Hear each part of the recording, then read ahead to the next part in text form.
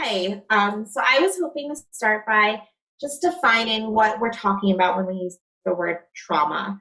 And generally, I just like to think of it as an event or a series of events that overwhelms someone's ability or capacity to cope and leads to distress and difficulty.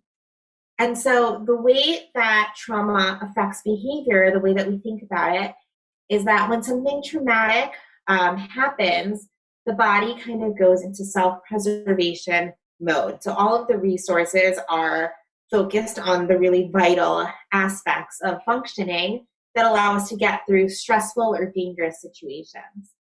But what that does is it diverts some of the brain's resources and energy away from areas that control verbal processing or where we use words to create stories and narratives about what's going on with them.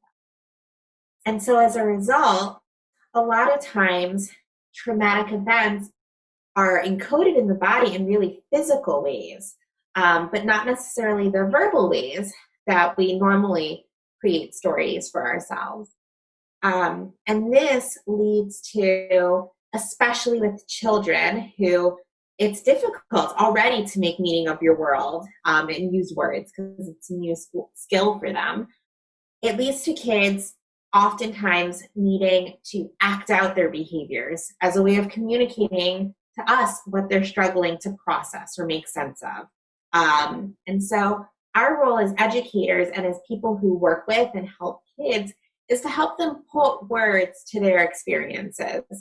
And so to better clarify, in order to support kids in making sense of their past experiences, or to construct meaning or narrative around what happened to children, we need to shift from seeing behavior as something that needs to be extinguished, modified, or changed, and instead see it as an important form of communication. This involves some unlearning on our parts, as many of us have been trained in reducing challenging behaviors rather than thinking about the unmet needs that may be underlying them. And acting out behaviors or acting out experiences can look really different depending on the child. An example that I like to think of are two young school-age boys who I've worked with, both of whom suffered physical abuse earlier on in their childhoods, probably before age 3, let's say. And so both of them were having difficulties in school several years later.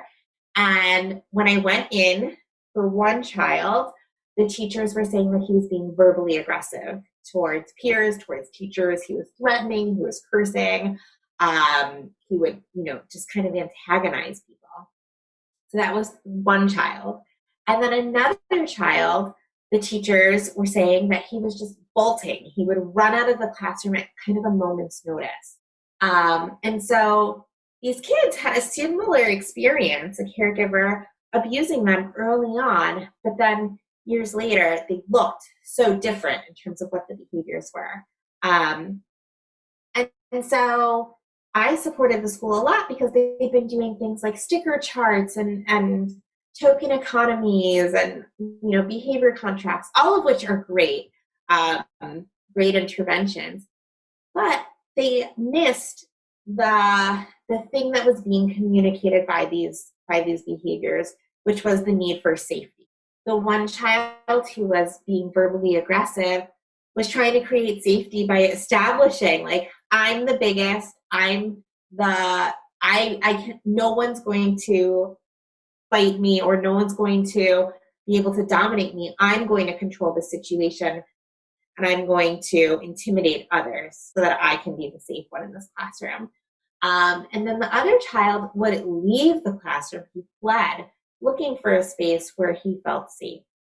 And so what we did was really just kind of shift the perspective of how do we help these kids, begin to communicate, I'm scared, I need help, I need safety, but then also how do we create that safety for them?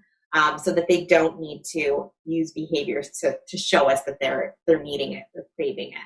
And so that tended to be the more effective route, thinking about what was being communicated and shared by the behavior rather than trying to tamp the behavior down. So some more examples of how teachers could respond to behaviors that might be communicating distress. Again, it's so important to shift the focus from stopping the behavior to understanding it. For instance, after a child's pushed a peer and perhaps takes their toy, a potential response could be, I wonder if you are afraid that your friend wasn't going to give you a turn. A statement like this names an emotion that may have overwhelmed the student and resulted in them behaving aggressively. Then, following up with something such as, but being afraid doesn't make it okay to hurt a friend. Let's give the ball back and I'll wait with you until it's your turn. So that sets a clear limit or boundary and shows that you are there to keep the student safe without leaving the child alone to then navigate the situation they just showed you was really challenging for them to manage alone. It also allows you to intervene if another conflict arises. Sometimes there's this hesitancy to make guesses or to wonder about what a child's behavior could be communicating to you. Sometimes people are afraid that they're going to give the child an excuse, right? Like, oh, I did this because I was afraid, and then that means there's nothing, going to happen as a consequence for that behavior. But that's not the purpose of this. It might be to name a behavior or an emotion behind a behavior and provide an alternative means of expressing it, or again, to model that you can use words to express how one is feeling and that it's safe to do so. And then helping them find an adaptive or safe way to express it. And then also, it's about giving kids words to express themselves. So when you try to name a feeling they might be having, you're building their vocabulary so that in the future they'll have a plethora of words that they can choose from to identify how they're feeling. And also, most importantly, you're modeling talking about emotion, something we don't do enough as a society. And so you are showing them how to do that and helping them learn the steps to doing that.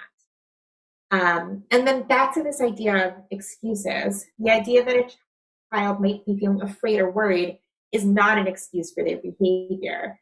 And if a child tries to use it as such, it's easy to help them understand that even if they're feeling upset or distressed, you are there to help them express it in ways that are safe and adaptive, rather than in ways that are harmful or hurtful. Finally, we're not inside a child's head, so sometimes our hypotheses about how they may be feeling will be wrong.